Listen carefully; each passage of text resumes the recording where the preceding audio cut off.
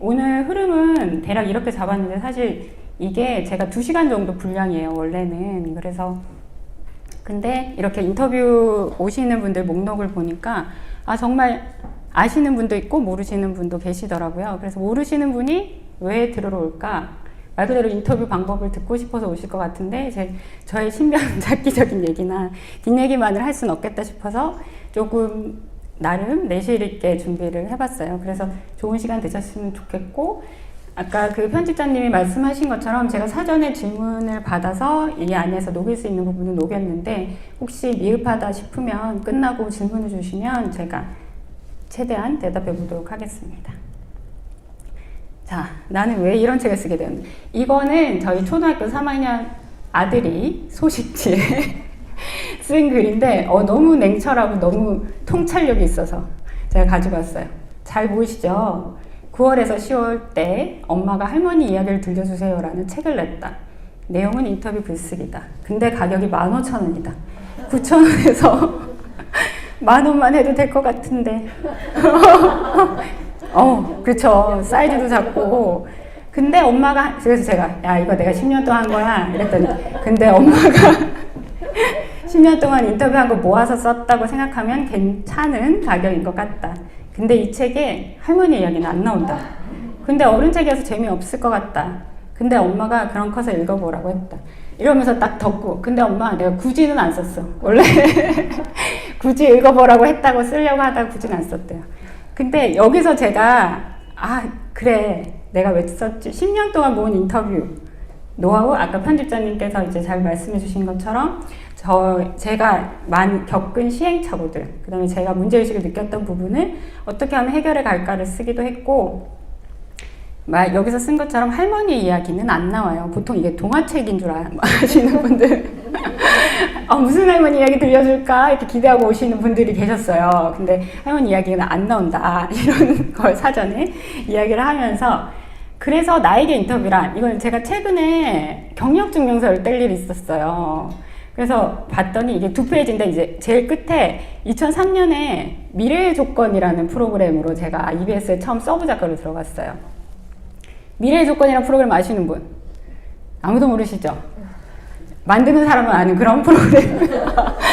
나름 시사 다큐였어요. 연중 기획이야. 그래서 근데 지금 이거를 보면은 제가 그래서 크게 했는데 2004년 마지막 2004년 5월에서 8월 약 3달에서 4달 안 되는 사이에 12편이에요. 이게 무슨 얘기냐? 일주일에 한 편이란 얘기거든요. 이게 무슨 얘기냐? 정말 죽는다. 특히 서브 작가는 이게 다큐이기 때문에 반드시 인터뷰가 필요해요. 10분이 안 되는 짧은 인터뷰지만 지금 같은 경우에는 지금 상황이면 독감을 취재해야 되거든요. 하면 돌아가신 분이 사실은 가장 필요하죠. 유가족들. 그런데 해주겠어요? 잘 안 해주지. 그러면은 온갖 인맥과 애걸과 구걸을 하면서 하루 종일 섭외를 하고, 밤에는 촬영을 해온 테이블을 프리뷰라고 해서, 여기서는 녹취라고 하죠. 그걸 밤새 해요. 그래서 막차라도 타고 집에 갈 수 있으면 다행이고, 보통은 못 가요. 숙직실에서 자거나 그런 식으로 하는데, 그래서 제가 이 12편을 하면서 그때 나에게 인터뷰란 내가 꼭 필요한 말을 찾아 듣는 거였어요. 그래서 애걸복걸 하면서 인터뷰가 사실은 30초 이상을 안 넣었거든요. 한번 나중에 방송 한번 봐보세요. 30초 이상 넘으면 지루해져요. 길어지면 이제 영상을 넣죠. 자료화면이라고 해서. 그래서 꼭 필요한 말을 잘라서 넣고 꼭 필요한 사람을 찾아서 그 말을 찾아서 넣는 거였어요. 그런데 그러다가 제가 고속 승진을 하게 됩니다. 똘레랑스, 차이옥은 다른. 이 프로그램도 혹시 아시는 분? 이거 나름 괜찮았는데 이건 50분짜리 다큐였어요. 손석준 선생님이 이제 MC로 계셨고 중간중간. 근데 제가 그 서브 작가를 하다가 갑자기 1년도 안 돼서 메인 작가가 됐죠. 이때는 진짜 정말 집에를 못 갔어요. 정말로 그때는 정말 일주일 내내 그 방송국이 무슨 귀신처럼 머리 떡대가지고 그렇게 떠다녔거든요. 왜냐면 갑자기 돼서 역량은 안 되는데 책임은 너무 컸기 때문에. 그래서 근데 이거는 거의 50분을 말아야 되기 때문에 사례자가 필요해요. 단순한 인터뷰가 아니라 사례는 사례를 묶어야지 프로그램이 만들어지는 거예요. 그래서 제가 그 책에서 쓴 자설 유가족도 이때 만나는 거거든요. 근데 쉽지 않죠. 누가 인터뷰해주겠어요? 내 아이가 죽었는데. 그렇죠. 그래서 정말 어렵게 인터뷰를 했어요. 어렵게 인터뷰 섭외가 가능했는데 그때 제 느낌이 뭐였냐면 자살 유가족을 찾았을 때 해주신다고 했을 때 와 너무 좋다였어요. 아 자살 유가족이 계셔서 인터뷰를 해줘서 너무 좋다. 그러니까 그분이 돌아가신 게 너무 좋은 게 아니라 인터뷰를 해주신다는 자체가. 그래서 갔죠. 갔는데 이제 조금 시간도 지나고 이런 활동을 하시는 분들이에요. 보통 인터뷰를 해주시는 분들은 이게 얼마나 불합리한지에 대해서 꾸준히 얘기하고 다른 데도 노출이 많이 되신 분이기 때문에 말을 이성적으로 하시거든요. 근데 나는 감성적인 언어가 말이 필요했어요. 눈물 한 방울 또르르 흘리는 게 필요했어. 자극을 계속해요. 아이가 어땠어요? 사진들 보고 그러면 딱 그 장면이 나오거든요. 그때 저는 아 됐다요. 아 이제 됐다. 해결했다. 이제 다음 사례를 찾아야지. 그리고 와서 다른 사례를 찾고. 근데 제가 이거를 그때는 그 당시에는 몰랐어요. 근데 이게 5주 텀인데 그렇게 촬영을 하고 이제 그 서브 작가가 프리뷰 녹취록을 주면 자료 화면을 보면서 다시 체크하면서 구성안을 쓰거든요. 그때 이 사례자가 보이는 거예요. 파르르 떠는 모습, 슬픈 모습, 눈물이 글썽이는. 그래서 아 내가 뭐 하는 거지? 이런 인터뷰? 이게 맞나? 이렇게 하는 게 물론 선악의 영역은 아니에요. 꼭 필요한 인터뷰고 방송에서는 어쩔 수 없는 부분이에요. 그런데 제 스스로가 아 이렇게 하는 게 괜찮나? 라는 생각을 그때부터 쭉 했었어요. 그러면서 쭉 그런 방송을 계속 만들고 했는데 그러다가 이제 저의 생애사를 말씀드리면 그러다가 이제 결혼을 하면서 레귤러 프로그램을 할 그건 안 됐고 그래서 계속 저의 이 캐스천 마크의 답을 찾기 위해서 수원으로 갔는데 아이를 막 안고 업고 다니면서 수원 생협에서 활동가를 했어요. 그때 이제 거의 무료로 한 거죠. 뭐 하면서 그런 식으로 이 좀 제대로 된 깊이 있는 글을 쓰고 싶다. 생각하고 싶다. 그런 사람을 만나고 싶다라는 욕구를 제가 명명하지 못했지만 항상 있었던 것 같아요. 그래서 그런 식으로 계속 찾아다녔는데 그래서 대학원도 갔었고 그래서 문화인류학을 큰애가 3살 때 들어갔었어요. 그러면서 그 옆집 엄마가 돈 버는 것도 아닌데 애를 놔두고 그래서 저도 그런 생각이 들어요. 내가 왜 이런 짓을 이런 생각을 하면서 그렇게 살았는데 그러다가 사이다라는 골목 잡지를 알게 됐어요. 수원에 있는 골목 잡지예요. 거기는 올해는 유가지로 바꿔서 이제 내겠다고 했는데 아직 못 내고 있긴 한데 작년까지 무료 잡지였고 수원의 골목 한 동을 정해서 그 골목에 사는 사람들 골목 이야기, 식물, 동물, 뭐 건물 다 이렇게 얘기하는 잡지였거든요. 그래서 너무 매력적이었던 거죠. 그래서 제가 2013년부터 거기서 이제 저도 무료로 계속 글을 쓰고 있죠. 그래서 제가 대표적인 2분을 가져왔는데 질문지 중에 가장 인상 깊었던 인터뷰인은 누구고 어떤 에피소드가 있었냐라고 물으신 분이 있어서 이 왼쪽 분은 수원에서 3대째 한약방을 하시는 분이에요. 저희 책에 파도는 나가면 또 온다. 돌부리 차본 사람만 알지. 그 말 해주신 분인데 제가 한 5-6번 만난 것 같아요. 근데 만날 때마다 그 전쟁 피난 얘기를 정말 자세하게 하세요. 그래서 저도 그 동선을 아직 다 기억하거든요. 근데 실제로 정말 세상에 이런 일이 어머니 폭탄 맞아서 다리가 떨어지고 남편이랑 헤어졌다가 다시 만나고 정말 세상에 이런 일이 있을까 싶은 일들이 그리고 엄청 시아버지한테 구박받다가 뭐 이렇게 극적으로 아들을 낳고 약간 그래서 대서사시예요. 그런 분이고 오른쪽 분은 그 조산사 할머니 제가 만났을 때 94살이었는데 그때 정말 총명하셨어요. 근데 4-5달 후에 만났더니 많이 진행이 되셨더라고요. 이미 어쨌든 연세가 있으시니까. 그래서 그 2분인데 이 2분뿐만 아니라 3달에 한 번씩 그 사이다 잡지가 나왔고 그다음에 다른 작업들도 계속 같이 했어요. 그러면서 이렇게 생애사를 일반인들 그리고 정말 평범한 분들의 이야기를 통째로 듣고 그걸 제가 소화해서 다시 글로 내는 과정을 하다 보니 좀 더 나은 사람이 되고 싶은 거예요. 예전에 제가 뭐 다른 방송에서 그런 짧은 인터뷰를 할 때는 적합한 말을 하는 것만 찾았고 이게 맞나? 이런 생각이 들었는데 이분들 얘기를 들으면서 이렇게 좀 살고 싶다. 더 나은 사람이 되고 싶다. 더 좋은 글을 쓰고 싶다. 라는 생각을 계속 했죠. 그래서 그러면서 이런 작업들도 했어요. 이거는 경기도민 이야기라고 수려선이라고 수원과 여주를 잇는 기차와 관련된 사람들 이야기, 그 다음에 전쟁으로 고향했던 경기도민 이야기, 이런 식으로 주제를 정해서 사람들을 만나기도 했고. 그래서 그런데 이 질문 중에 하나가 또 있었거든요. 그리고 많은 사람들이 질문하는 게 그냥 평범한 사람들의 말이 어떻게 글이 되냐, 어떻게 인터뷰가 되냐라는 거거든요. 그래서 평범한 사람의 말이 글이 되기 위해서는 어떤 조건이 필요할까, 어떤 태도가 필요할까, 이 이야기를 사실 계속 했던 게 이 책이기도 해요. 이 책이고 저희 강연, 제가 하는 글쓰기 강의나 이런 데서 또 얘기를 하는 거긴 한데, 혹시 이 책 아시는 분 계세요? 인생극장? 네, 맞아요. 노명우 사회학자이고 작가님이고 니은서점 운영하시죠. 인 분인데, 이 앞에 두 분이 누구실까요? 그렇죠. 어머니 아버지. 노명우 그 교수님의 어머니 아버지인데, 그러면 뭐 자기 부모님 자서전 썼어? 이렇게 생각할 수 있는데 사실 자서전은 아니거든요. 시대를 관통하는 책인데, 그래서 노무현 교수님이 이렇게 얘기해요.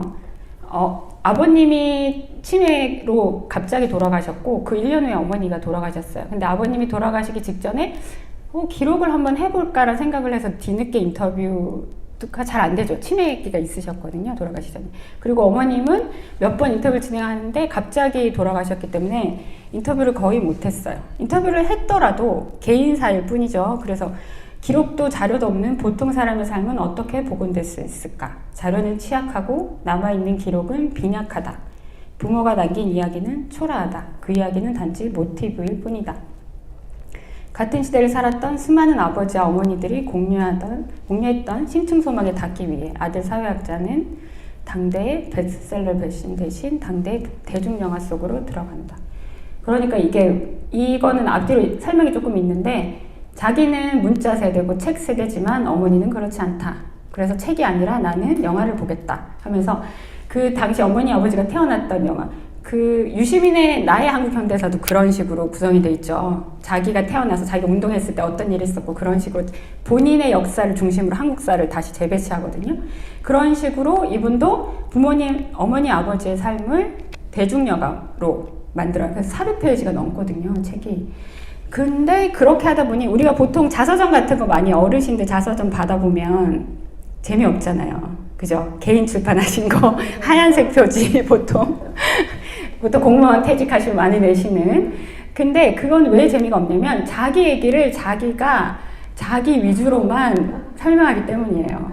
그런데 개인의 역사가 글이 되고 개인의 말이 인터뷰가 되기 위해서는 해석하고 맥락화해야 돼요.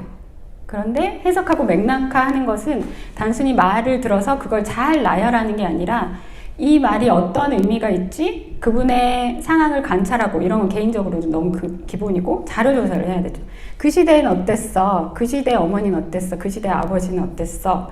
그래서 의미를 찾고 해석하고 맥락화하는 건데, 이거를 그 노명우 교수님이 잘 설명을 해주시거든요. 이거를 잠깐 볼게요. 그러니까 인생극장은 이 세상을 살다가 이 세상을 포장을 했지만 어느 누구도 잘 기억해주지 않는 사람들, 바로 그런 모든 사람들에 관한 책이기도 합니다.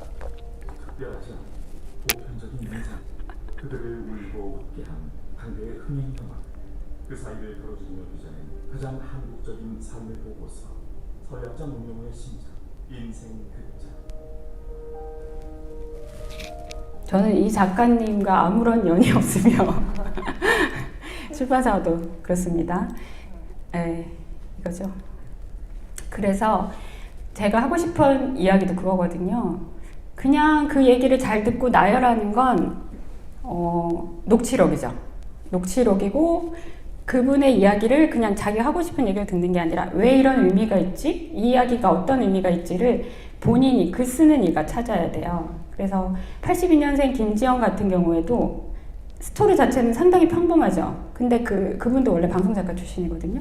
중간중간에 계속 자료를 넣어서 그게 이래. 물론 그게 모두에게 맞거나 그렇진 않지만 많은 사람이 공감할 수 있는 건 그런 탄탄한 논리가 있기 때문이거든요. 그런데 저희가 인터뷰를 할 때 유명하신 분들 같은 경우에는 저서, 뭐 인터뷰, 그다음에 기존 인터뷰나 글이나 여기저기 공부할 게 엄청 많아요. 저도 얼마 전에 이제 이 책에 관련해서 이제 누가 인터뷰 같이 하셔서 들었는데 딱 알거든요. 저에 대해 아시는 분, 책을 다 읽고 오신 분, 아니면 자료조사만 대충 해서 물으시는 분. 이 책을 읽고 저한테 와서 인터뷰 글쓰기 어떻게 해요? 라고 물으면 이 대답을 받는 사람 입장에서는 황당하고 어떤 경우는 불쾌하기까지 해요. 네, 나 지금 시간 바쁜데 내가 여기부터 어떻게, 그럼 잘하세요 밖에 대답을 할 수가 없는 거예요. 그래서 어떤 인터뷰든 사전 취재, 태도, 어떻게 최대한 사실 다 알고 가면 가장 좋죠. 근데 입장 바꿔 생각하면 이 사람 아무리 인터뷰하기 싫어하는 사람도 자세히 알고 오면 정말 고맙거든요. 예쁘고. 그래서 결정한다고 오연우 대표가 얘기를 했고, 지승호 작가도 인터뷰 전문 작가시죠. 내 이야기가 아니라 남의 이야기를 전하는 거니까 일단 공부하고 가야 된다. 그런데 저희가 이야기하는 이 할머니 이야기는 사실 공부하기가 힘들죠. 그분들의 삶을 어떻게 알죠? 어떻게 모르잖아요. 모르니까 들어가는 건데, 이런 경우에는 그럼 저희가 그냥 가면 될까요? 46번 갑자기 번호가 보이네. 본인 번호 보고 계세요. 제가 질문하게. 네네. 혹시 뭘 어떻게 준비하면 될까요? 저는 우선 그분이 사시는 동네를 먼저 느껴보고. 맞아요. 정답. 제가 뭐 사탕이라도 하나 드리고 싶은데 아무것도 없어서. 맞아요. 그분이 사시는 동네, 저 이번에 보면, 그 다음에 연령대, 어느 동네. 만약에 여기를 우리가 명동을 취재해 오면 명동의 역사에 대해서 깨고 와야 돼요. 왜냐면 그 개인의 역사는 지역의 역사, 그 다음에 나라의 역사와 그대로 가기 때문이거든요. 그래서 그 통사라고 하죠. 그런 부분을 다 조사를 해서 들어가야 되고, 이거를 아는 만큼 개인의 삶이 보여요. 상당한 연관관계가 있기 때문에. 그래서 그렇게 들어가고, 그러면 그렇게 해서 보통은 이제 마을 취재부터 들어가죠. 이런 경우, 만약에 나의 할머니나 친한 할머니, 아시는 분인 경우에도 이런 자료 조사는 필요해요. 왜냐하면 나는 내 할머니이기 때문에 그냥 할머니로만 한 개인으로 보지 않거든요. 그래서 그런 자료 조사를 하고 들어가고, 저는 이제 보통의 경우 모르시는 분의 경우를 계속 얘기를 할게요. 보통 마을 조사를 하고 많이 들어가는데, 처음에 들어갈 때 이게 제일 중요해요. 이장님을 업어라. 동장님도 괜찮아요. 이장님, 동장님 업어야 돼. 아니면 잘 안 열려요. 그래서 게이트키퍼라고 하는데, 그렇게 업고 이렇게 같이 다니면서 인터뷰하러 왔대, 얘기 한번 해줘 하면 잘해주세요. 잘해주시고 신뢰가 있으니까. 근데 입장 바꿔서 모르는 분이 와서 물어보는데 나 일도 바쁘고 얘기를 해줄 아무런 이유도 없고 솔직히 불쾌할 수도 있죠. 그러니까 그런 부분에 있어서 마을 여는 게이트키퍼를 찾아라. 이게 상당히 중요해요. 그래서 이 부분은 만약에 뭐 어디 소속돼서 간다면 당연히 그 단체로 들어가니까 할 수 있지만, 개인적으로 한다면 그냥 그 마을 주민센터 같은 데 가서 얘기를 하면 의외로 되게 많이 도와주세요. 그 마을 조사하는 거에 대해서 요즘 문화가 많이 형성되어 있기 때문에. 그래서 그런 식으로 신뢰관계가 있는 분, 마을에 신뢰관계가 있는 분을 하면 좋고, 사실 저는 이거 없이 행궁동을 한번 조사했었거든요. 수원시 행궁동. 근데 정말 이런 기분이구나. 도를 아십니까의 기분을 정말 안 사요. 아무 말도 안 했는데, 저 여기 잡지, 수원골목 잡지 사이다, 안 산다고. 아니, 파는 거 아닌데요. 그래서 근데 어떤 분은 그런 얘기까지 하셨어요. 이제 그때 제가 지금보다 애가 3살, 5살 이랬으니까 애들은 있냐고, 그래서 있다고 그러니까 애들은 어디 있니? 그래서 맡겨놓고 왔다니까, 애를 맡겨놓고 지금 이런 걸 하러 돈 안 되는 걸 하러 돌아다닌다고요? 왜요? 라고 묻는 거예요. 그래서 저도 반문했지. 왜 하고 있지? 라는 생각을 했는데, 어쨌든 그렇게 서로 너무 에너지가 많이 들고, 그렇게 하게 될 경우 제대로 된 사전 취재를 하기가 되게 어려워요. 그래서 처음에 신뢰관계를 갖고 들어가는 게 좋고, 그 다음에 제가 책에도 썼는데 처음 인상이 얘가 사기꾼이다 이렇게 되면 그 소문이 진짜 빨리 퍼져요. 그 작은 공동체 마을에. 그래서 혹은 사기꾼 혹은 예의가 없어. 그런 얘기. 그래서 처음이 되게 중요해요. 겸손하게. 그런 게 가장 중요하거든요. 만약에 노인분들이 주로 모여 계세요. 낮에. 모여서 뭐 나무를 다듬기도 하고 화투를 치기도 하시고 뭐 이렇게 하시는데 그냥 자연스럽게 스며드는 게. 처음부터 뭐 이렇게 질문을 하지 말고 이거 뭐예요? 봄이네요. 이러면서 자연스럽게 스며드는 게 처음 사전 취재는 그냥 친해지는 게 목적이에요. 다 버리는 건데 이거는 기반이 되는 거거든요. 그리고 이게 제가 나름 공부를 하고 왔잖아요. 이 마을에. 그러면 많이 안다고 그러니까 막 지레 짐작을 많이 하고 아는 척을 해요. 그런 거 있잖아요. 프랑스에서 1년 산 사람이 평생 산 사람보다 더 잘 알고 책도 막 내고 그러잖아요.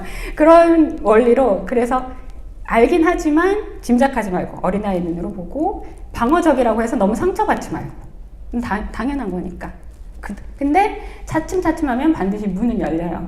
그래서 그리고 나는 누군가 여긴 어딘가 하다 보면 너무 들어가서 나의 본분을 잊는 경우가 있어요. 거기 너무 빠져서 뭐 같이 막 먹고 놀다가 술 한잔 먹고 그래서 이 객관적 거리 그런 와중에도 이 정신줄을 놓지 않는 주제의식을 잃지 않고 마을에 들어간 순간 인터뷰는 이미 시작됐다. 나의 모든 행동은 모두가 주시하고 있다. 나만 낯설기 때문에 그걸 잊지 않으시는 게 좋아요.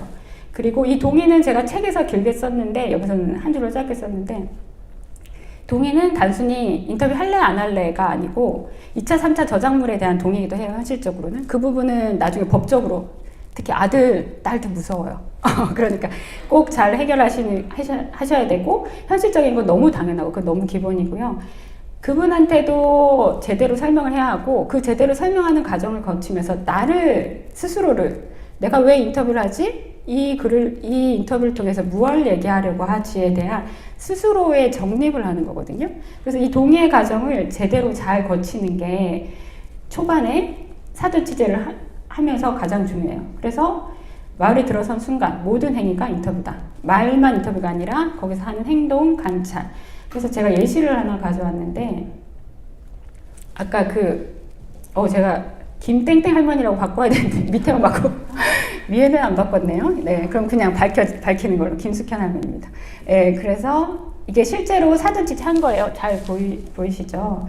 그냥 이렇게 짧게 쓴 건데 제가 빨간 거 보면은 피난 가셨죠? 교회, 종교가 나오죠. 나 간호사를 했어. 개업을 했지. 김땡땡 조산원이지 뭐 라고 하셨고 할아버지는 결혼하고 아이 셋 낳고 바로 돌아가셨어요. 그러니까 본인이 생계를 책임지셨다는 뜻이죠. 근데 그리고 미국 간 아들은 좋은 학교 나와서 좋은 데 가서 취직했다 그러더라고. 이 그러더라고가 사실은 상당히 중요한 말이거든요. 남의 아들 얘기하듯이 하고 있죠. 그러니까 이 부분은 할머니는 드러내고 싶어 하시지 않으시는 부분일 수 있어요. 그런데 이제 무의식적으로 나오는 거니까 만약 이게 할머니 생애사를 쓴다면 이 부분은 어떤 식으로든 담아야 돼요. 근데 물론 그분을 아프게 하거나 그러진 않지만 그래서 그런 부분. 그 다음에 교육을 더 시킬까? 그게 목적이었어요. 할머니가 이 조산원을 운영하시며 아이들 교육을 그리고 지금 현재 94살이니까 아이가 넷이었는데 둘을 잃어버렸대. 그리고 김숙현 조산원이라고 실제로 저희가 거기 할머니 댁에 가서 있는데 2층을 쓰셨는데 1층에 방이 한 10개가 있었어요. 옛날 되게 여관방처럼. 그리고 집 마당에 되게 큰 나무가 이렇게 관통하고 있어요. 그러니까 그 건물 자체가 되게 그 역사적 가치가 있는 거예요. 실제로 그 방 에피소드를 찾다 보니까 어느 학회지 같은데, 학회지 아니라 종교지 같은데 할머니가 그 방을 나중에 조산원이 끝나고도 다른 목적으로 쓰신 게 나오더라고요. 그 다음에 마지막에 몇 년일까? 그게 잊어버렸네. 그러니까 이 부분은 이제 할머니의 현재 상황을 보여주는 거예요.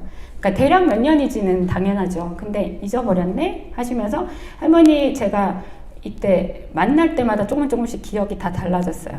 달라지고 명확하지 않고 다른 말씀을 어긋나는 부분들이 있었어요. 그래서 제가 책에 인용을 했는데 그렇지만 그분이 가지는 명석함이나 진솔함은 전해졌기 때문에 그거를 그렇다고 해서 제가 이게 맞아 라고 또 할 수 없는 거예요. 그래서 서론에 그렇게 썼었거든요. 서론에 써서 이러이러한 한계가 있다. 그러나 최대한 맞추려고 노력했다. 그렇게 썼었고, 이렇게 이제 1차 사전 취재를 했어요. 그 집에 와서 녹취록을 풀어서 녹취록 중에 일부를 제가 이제 정리를 한 건데 풀고, 그 다음에 이제 구체적인 2차를 가기 전에 구체적인 인터뷰지를 최대한 만들어야 돼요.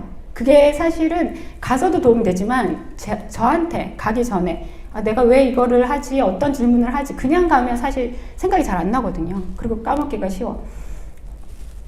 이 인터뷰 같은 경우에는 실향민이라는 목표가 있는 인터뷰였기 때문에, 그리고 수원 지역, 경기 지역이라는 목표가 있기 때문에 이거 세 번째, 네 번째는 그렇게 들어간 거고, 그 다음에 개인사는 너무 당연하죠. 그리고 조산사라는 것 자체가 되게 특이하죠. 시대를 나타낼 수 있는.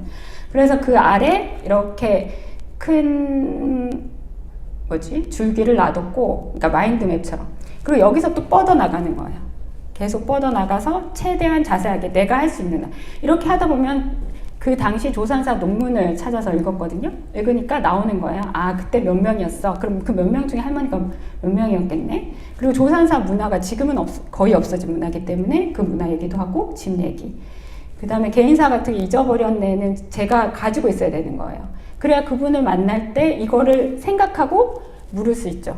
왜 할머니 모르세요? 뭐 이렇게 질문할 수도 없고, 모르는 걸 당연하게 전제로 해서 계속 내가 일깨우면서 해야 되거든요. 그 다음에 수원 같은 경우에도 쭉 수원에서 사셨기 때문에 처음에 조선은 시골에서 하는 게 낫지 수원으로 왔어 라고 말씀하셨거든요. 그러니까 수원의 변화를 그분은 개인사를 통해서 쭉 드러낼 수가 있는 거예요. 이렇게 질문을 해서 질문을 적어서 이제 현장 인터뷰로 가는데, 제가 책에 썼지만 이렇게 썼지만 질문지만 보고 있으면 안 돼요. 그 질문지는 내가 참고일 뿐 현장에서 가지고 와야 되는데, 첫째로 연보, 이거 아무것도 아닌데 이게 있고 없고가 되게 중요하거든요. 그냥 할머니 태어났을 때부터 주요 사건을 적어서 가는 거예요. 큰아들 졸업, 뭐 조산원 개업했어, 언제 했어. 그러면서 할머니가 얘기하실 때 큰아들 졸업할 때쯤이었지 하면 그때를 이렇게 크로스 체크하면서 하면 되거든요. 그렇게 하면 할머니도, 인터뷰이도 할머니가 아니더라도 우리도 그렇잖아요. 보통 기억을 잘 하시고 말씀하시기도 편하고 정리하기도 편하고, 그렇게 해서 하고, 앞서 얘기한 그 다음에 질문은 구어체로, 아까 얘기한 것처럼 저한테 인터뷰 어떻게 하세요? 라고 물으면 잘이요 밖에 대답할 수가 없어요. 그런데 여기서처럼 저는 그게 좀 궁금했던 거예요. 그럼 돈 없어도 받아주셨나? 가 궁금했는데, 그걸 궁금한 거를 이렇게 아이를 받을 때 어떤 기준을 가지고 계셨어요? 라고 물으면 뭐 기준이 어디 있어? 이렇게 아마 대답하실 것 같아요. 근데 돈 때문에 조선원을 못 찾는 산모들을 만나면 어떻게 하나요? 받아줬지. 뭐 이런 일이 있었어. 실제로 그런 일들이 많죠. 그래서 뭐 쌀을 받기도 하고 오히려 주고 오신 에피소드도 말씀을 하시고, 그래서 구체적으로 물으면 구체적으로 대답해 주세요. 그리고 구어체. 우리가 문장으로 쓰다 보니, 하지만 인터뷰는 입말이잖아요. 그래서 풀어서 구어체로 하면 좋고, 침묵 같은 경우에도 제가 초반에 인터뷰를 할 때는 이 침묵을 하면 내가 뭘 잘못했지? 아니면 곤란하신가? 막 이러면서 막 얼버무리고 막 그랬거든요. 근데 그게 아니라 침묵할 수밖에 없는 상황이더라고요. 그래서 그 상황을 잘 보고 관찰하고 그 침묵을 끝낼 때까지 기다려주고 그 상황을 묘사하고, 저도 마찬가지예요. 저도 하다 보면 질문을 못할 때가 있어요. 차마 질문을 못할 때가 있는데 저의 감정을 잘 돌아보고 하면 되고, 네 번째로는 잘 듣는다. 이거는 너무 당연해요. 제가 이렇게 봤을 때 지금 38번 잘 듣고 있군요. 네. 근데 정말 보여요. 옛날에 저희 수업할 때 막 이렇게 책 놔두고 막 딴짓 했잖아요. 근데 다 선생님이 다 알면서 봐주신 거더라고요. 몰랐는데. 그래서 이 눈빛만 봐도, 근데 너무 당연하죠. 잘 듣는 사람에게 잘 이야기하고 싶지, 이렇게 건성으로 듣는 사람에게 누가 내 얘기를 이렇게 하고 싶겠어요. 그래서 잘 듣기만 해도 중요한 질문이 나오고 좋은 얘기들이 나옵니다. 그리고 실사물을 가지고 이야기해라. 사실 제가 오늘 그 책에 썼던 인도 갈 때 했던 나침반 목걸이를 꺼내서 걸어야지 하고 꺼내놨다가 오늘 패션과 별로 안 어울려서 용기 따윈 필요 없다. 패션이 중요하다. 그래서 그냥 왔는데 그런 식으로 근데 그 나침반 하나로 저는 수많은 얘기를 할 수 있거든요. 너무 에피소드가 많고 저한테 소중한 물건이라서. 근데 그냥 인도 어땠어? 하면 아유 뭐 사기 당했지 뭐 이런 얘기 죽을 뻔했어 뭐 이렇게 짧게 끝나거든요. 그래서 사진, 성적표 뭐 대표적인 것들이죠. 뭐 상, 그다음에 특히 공무원들 분들 훈장 뭐 이런 것들 그런 얘기하면서 하면 좋고 약탈적 인터뷰 같은 경우에는 어디까지가 약탈이냐에 대한 경계 그건 항상 있을 수 있을 것 같아요. 그런데 이거는 사실은 본인은 알고 있어. 저는 그렇게 생각해요. 제가 지금 애들한테 큰애한테 나녀연대기를 다 읽어줬는데 둘째한테 나녀연대기를 시작했거든요. 지금 에드워드가 나녀연대기 읽어보셨는지 모르겠는데 그 셋째가 마녀한테 가는 장면을 어제 읽어줬는데 그 셋째도 알고 있더라고요. 자기는 알고 있어. 알고 있는데 너무 그 맛있는 거 터키 젤리를 너무 먹고 싶어서 그냥 이렇게 속이는 거예요. 우리가 글 쓸 때도 마찬가지예요. 알고 있어요. 근데 내 글이 좀 더 빛났으면 좋겠어. 이게 좀 더 극적이었으면 좋겠어. 할머니가 할머니, 할아버지 이분이 좀 더 돋보였으면 좋겠어. 라는 생각에 약탈적 인터뷰를 하게 되는데 이 부분은 제 생각에는 조금 거리두기 잠시만요. 거리두기나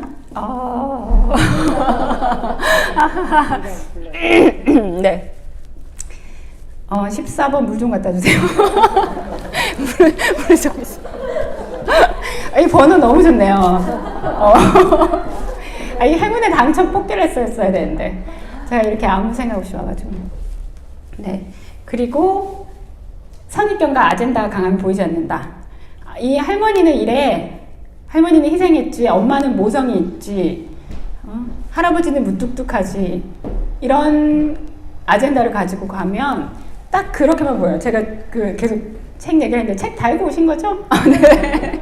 책에 보면 그 영화 제목이 뭐죠? 갑자기 생각이 나네. 어쨌든 그 영화에서 얘기하잖아요. 왜 저에 대해 궁금해하지 않나요? 뭐 장녀였겠죠. 돈 벌었겠죠. 라고 얘기하는데 사실 그게 다가 아니거든요. 저 역시 그런 인터뷰를 했었고 제가 가진 선입견을 가지고 들어갔을 때 왜냐면 사람은 다면체예요. 그런 면도 있어요.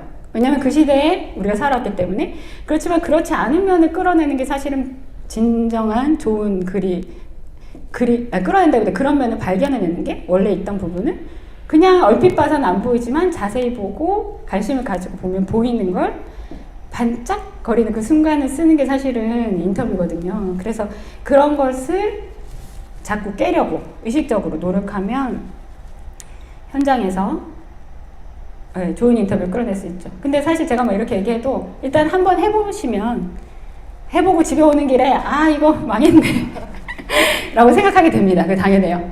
근데 또 하면 돼. 괜찮아요. 인터뷰는 여러 번 진행하기 때문에 이렇게 하면서 녹취록을 들으면 한 번 뼈 아픈 좌절을 겪고 한 번 더 하고 한 번 더 하고 하면 돼요.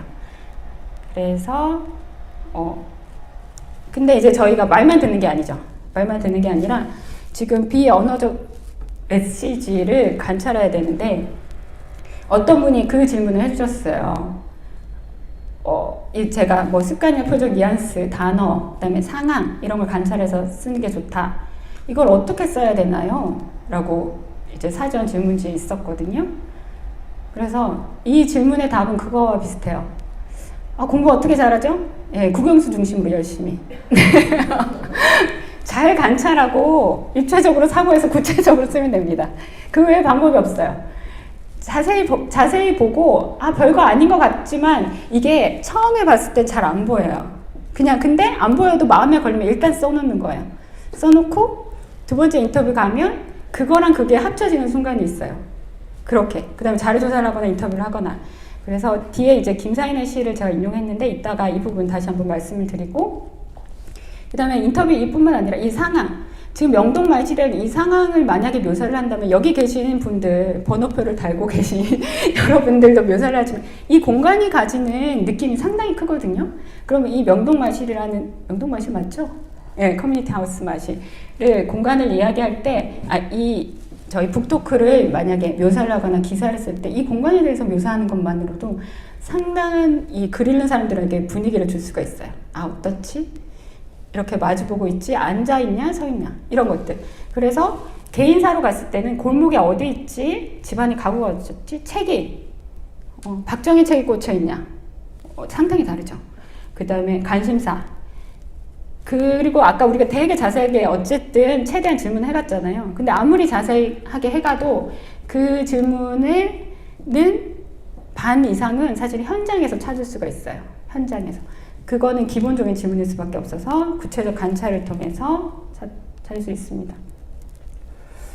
그리고 이 부분은 제가 뺄까 하다가 자꾸 이제 14번이 시계를 보시면서 시간을 빨리 하라는 걸 주시는 것 같은데, 그 수집한 정보를 가공을 해야 돼요. 이게 설득이 실질적으로 되게 중요해요. 처음에 녹취록 파일이 보통 핸드폰으로 많이 하시죠. 핸드폰 하시면 그냥 001, 002 막 같은 분도 여러 번 하게 되거든요. 근데 이거를 바로바로 저장을 안 하면 헷갈리고 물론 녹취록을 들으면서 그때도 할 수 있지만 이게 하루에도 몇 개가 쌓이고 너무 피곤해 하루 이틀 지나면 이게 상당히 일이 되거든요. 근데 바로바로 하면 금방 할 수 있어요. 그래서 날짜, 누구, 집에서 뭐 앨범 보면, 집에서 밥 먹으며 이런 식으로 최대한 구체적으로 하고, 도서관에서 아래 보면은 저희 막 자료 찾는다고 도서관 가서 막 사진 찍죠.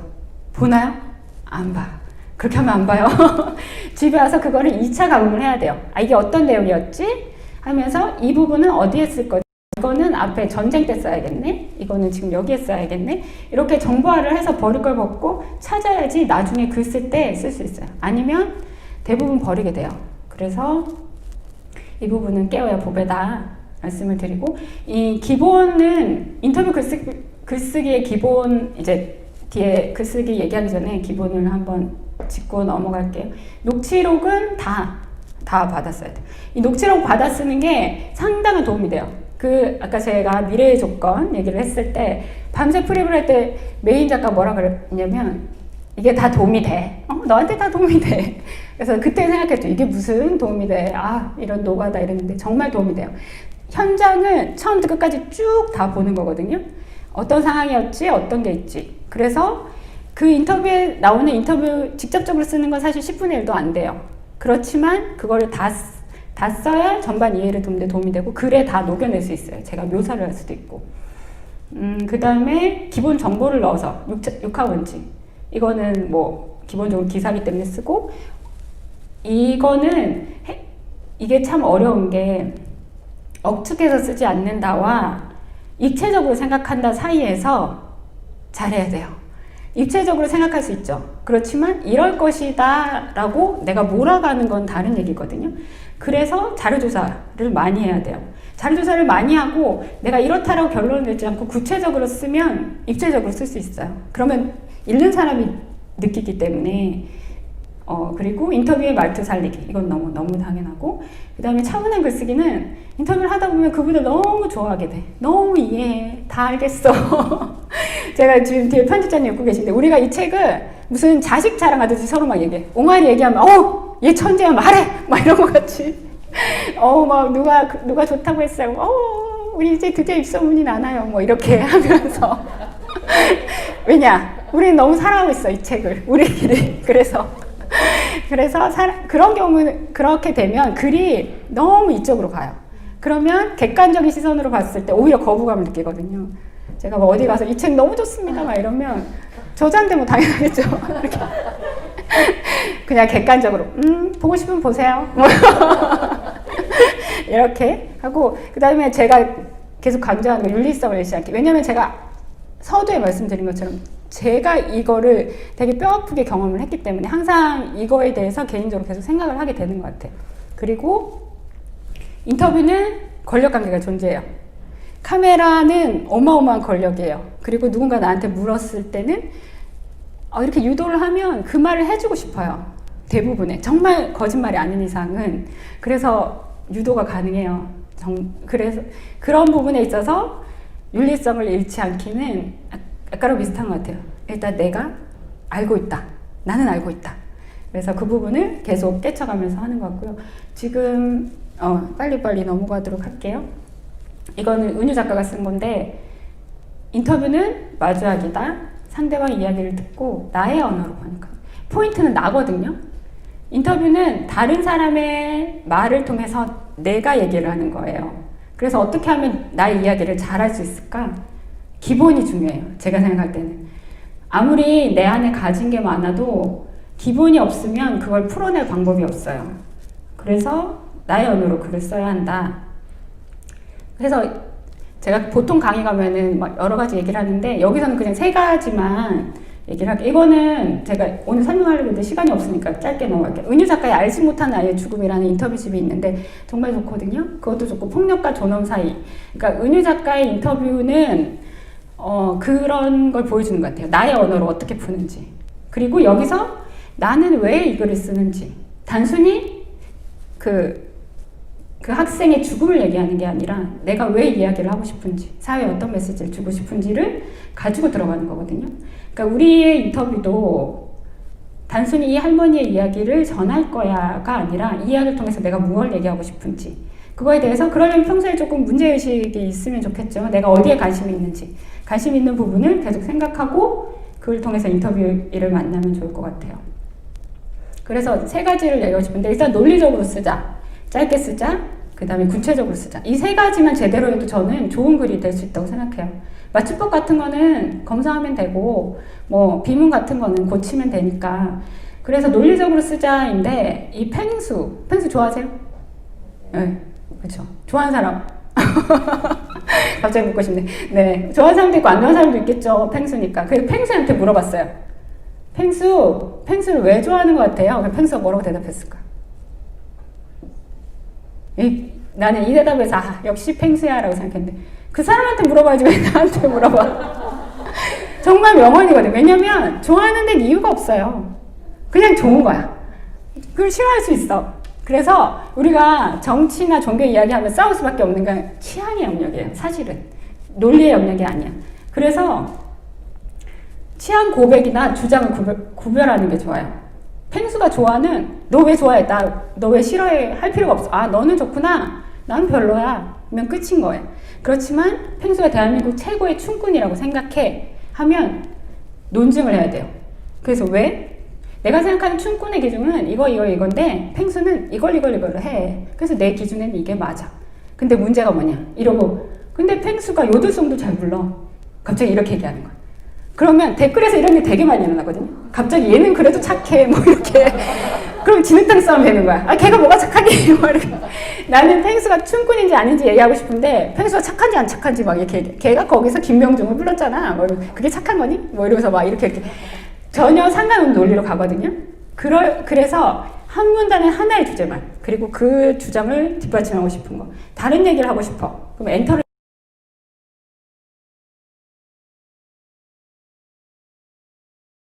그럼 펭수 요들송도 비트박스 잘해. 근거를 대면 되죠.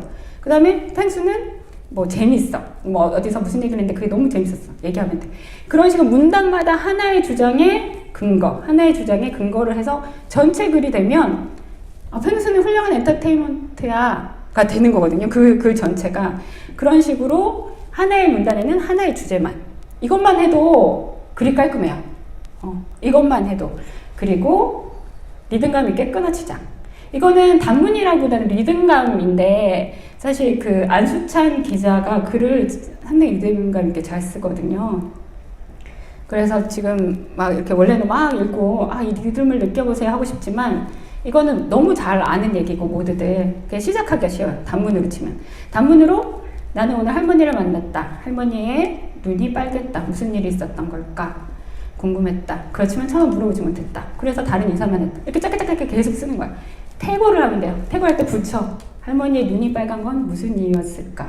가슴속에 질문이 올라왔지만 차마 묻지 못했다. 이렇게 하면 되거든요. 그런 식으로. 그래서 단문으로 쓰는 이유는 쓰기가 쉽기 때문이에요. 1차적으로. 너무 두려워하지 말고 막 미사여구 넣고 뭔가 대단한 수사, 메타포만 넣고 이래야 될 거, 이런 부담을 버리고, 그리고 자기만의 리듬을 만들면 돼요. 이거는 이제 예시로 하하하 이렇게 하면서 한번 보시면 될 것 같고, 이거는 넘어갈게요. 쓸쓸하게 있는 노인, 그죠? 그러니까 이거를 노인을 도웁시다. 노인이 불쌍해요라고 한마디도 하지 않죠. 근데 자세히 묘사했어요. 자세히 묘사하면서 본인의 언어를 넣었죠. 삼성 테레비 구겨진 종이같이 짜놓았을 걸레 이런 것들이거든요. 이 상황은 그대로 있어요. 근데 제가 어떤 시선으로 어떻게 봐서 어떻게 구체적으로 묘사하느냐에 따라서 다르게 보이는 거거든요. 이게 그 구체적 쓰기 질문 주신 분이 오셨는지 모르겠는데, 예, 그 국영수 중심으로 열심히 하는 복습, 예습 복습하고, 예, 그 방법입니다. 네. 그리고 이 부분은 제가 뺄까 하다가 넣었는데, 평범한 분들의 인터뷰를 할 때의 특징인 것 같아요. 이런 멘트가 나와요. 정리된 멘트, 전문가들에게는 이런 멘트가 잘 안 나와요. 딱 정돈됐어. 그분들은 내가 인터뷰하나 다른 분이 인터뷰하나 비슷해요. 근데 이런 분들 같은 경우에는 탁월한 말들이 있어요. 본인에서. 그리고 또 다른 질문 중에 하나가 인터뷰가 너무 거칠거나 내용이 그러면 어떡하나요? 각색하나요? 이렇게 하는데 인터뷰는 거칠 수 있어요. 각색이라기보다는 이런 식으로 그게 7년 전인가 8년 전인가 잘 모르겠네. 뭐 알 필요도 없고가 인터뷰죠. 그 말씀을 안 하시는 거죠. 이것뿐이에요. 근데 앞뒤로 설명을 붙이는 거예요. 그래서 이 투박한 거친 말이 어떤 의미인지, 왜 거칠 수밖에 없는지를 얘기를 하는 거거든요. 사는 것도 죽는 것도 너무 힘들다라는 말, 그 말이 왜 의미가 있는지. 그래서 평범한 시민의 말은 논리 정연하지 않아요. 거칠어요. 그래서 정돈할 수 있지만 압축은 하지 않고 구어체를 살리면서 그 앞뒤로 제가 설명을 하는 거예요. 그리고 설명하지 않아도 탁월한 문장. 이죠. 돌뿌리 쳐본 사람이 알지. 저는 그 말에 뭐 니체도 그렇게 얘기하고 다 그렇게 얘기하죠. 근데 그분이 그렇게 얘기하는 건 그분의 생애사에서 나온 말이기 때문이거든요. 그래서 탁월한 문장이 많은 걸 설명한다. 이거는 그냥 읽고 넘어갈게요. 태고를 많이 하자. 읽을 때 자연스럽게 읽히게 쓰자. 이면 될 것 같고요. 나머지는 제가 책에서 자세히 썼으니까 안 읽으신 분들은 읽으시고 네. 네, 그러면 됩니다. 네. 그리고 고쳐쓰기는 한 가지만 얘기할게요. 거리두기. 거리두기예요. 냉정해져야 돼. 나는 독자가 돼야 돼요. 그래서 아까도 얘기한 것처럼 저희가 지금 막 거리두기 못하고 이 책에 대해서 얘기하고 있는데 독자 입장은 다르겠죠. 아까 그 처음에 우리 아이가 쓴 너무 비싼 거 아니야? 라는 독자의 말. 네. 그러나 우리는 이렇게 얼마나 노하우를 담았는데 라고 생각하죠. 그래서 거리두기를 하면서 큰 거에서 작은 거로 너무 세세한 걸 고치다 보면 통째로 날아가. 아까 얘기한 것처럼 펭수에서처럼 이 단락 자체가 필요 없는 경우가 있거든요. 그럼 아깝잖아. 아깝고 세세한 거 하지 말고 처음에는 구조를 보면서 바꾸고 그 그리고 마지막 지울 때 막 지우지 말고 딴 데 저장해 주세요. 꼭 필요해요. 정말 필요한 일입니다. 꼭 생각나요. 근데 찾아보면 별거 없어요. 그렇지만 꼭 딴 데 저장해 놔야 돼요. 그래서 고쳐쓰기는 이렇고, 이거 제가 정말 강추하고 싶습니다. 이 정말 제가 아는 가장 좋은 맞춤법 검사기. 부산에서 만든 거죠. 네.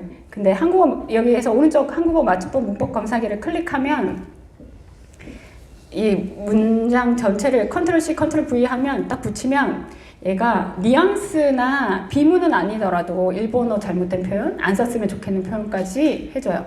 물론 100%는 아니죠. 그렇지만 상당히 많은 도움이 돼요. 그래서 시간을 딱 맞췄어요. 네, 그래서 이 부분은 아까 일찍 오신 분들은 봤는데 봐도 뭐 꼭 안 봐도 될 것 같아요. 이호덕 선생님의 이야기를 만든 주식 채널이고요. 제가 만든 건 아니고 제가 되게 좋아하는 다른 작가님이 만드셨는데 그 이호덕 선생님이 얘기하거든요. 글쓰기만큼 삶을 가꿀 수 있는 방법을 자기는 보지 못했다. 근데 저는 어른도 마찬가지라고 생각해요. 어른들도 글을 쓰는 것만큼 자기를 객관화하고 돌아보는 것. 인터뷰는 그런 면에서 상당히 좋은 기재가 돼요. 그래서 지난주에 제가 뭐 이런 북토크는 아니고 비슷한 북토크를 했는데 거기서 마지막 질문이 이거였어요. 그래서 너는 이렇게 쓰니? 였어요. 그래서 아니요. 저도 못 씁니다. 저도 못 쓰지만 그렇게 쓰려고 노력하고 있어요. 예, 그리고 앞서 얘기한 것처럼 제가 가진 문제의식을 해결해 나가려고 노력하고 있고 제가 겪었던 시행착오들 그래서 다음에는 이러지 말아야지라는 것들로 씁니다. 그래서 글을 쓰세요, 여러분. 인터뷰를 하세요. 글을 쓰세요. 네. 궁금한 게 있으면 이 책을 읽어보시고. 네. 네, 그렇게 그럼 오늘 강연을 마치도록 할게요.